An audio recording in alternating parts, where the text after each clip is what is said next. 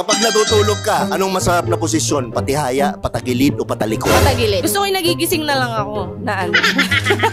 Yung patagilid mo ba, teka lang, nakaangat yung isang paa o steady lang? Steady lang, para mas...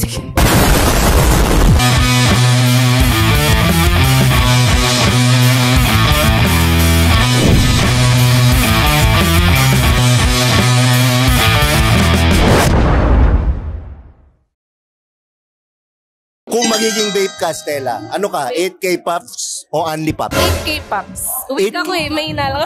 8K puffs, tapos dancer ka, 8K puffs? Parang hindi ako naniniwala. Napapagod din naman ako. Napapagod. 8K pops. Pero, ikaw, only pops. Huwag mong subukan. Pag tito. quality puffs, ang tawag ko doon. Quality. Quality puffs. Oo. Mga tumatagal ng minimum 15 minutes to 30 minutes. Ganyan.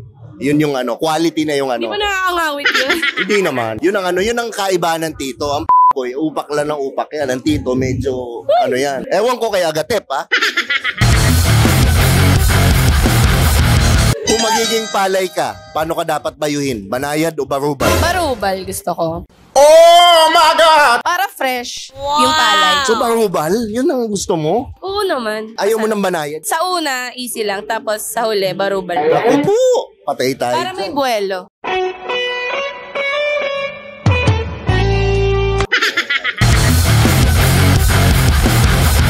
Kapag bagong taon, saan ka nagpapaputok? Sa loob o sa labas ng garahe? Sa labas, delikado sa loob. Ano ba? Ayaw mo sa loob? Kasi iba yun eh.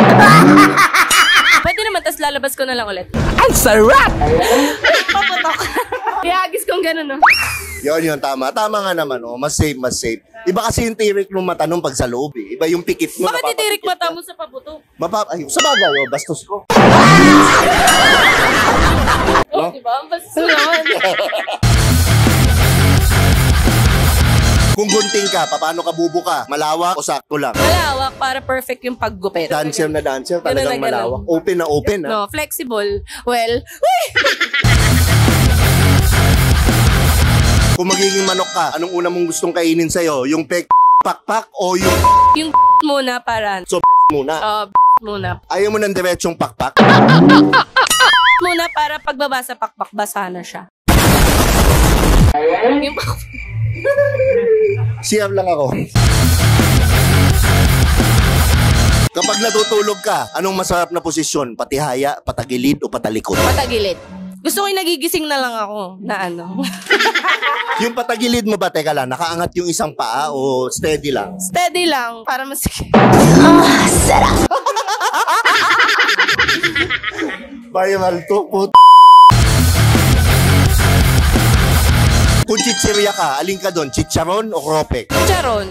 Ngayon, kung chicharon ka, kailan ka huling kinain? Hindi ko na maalala eh.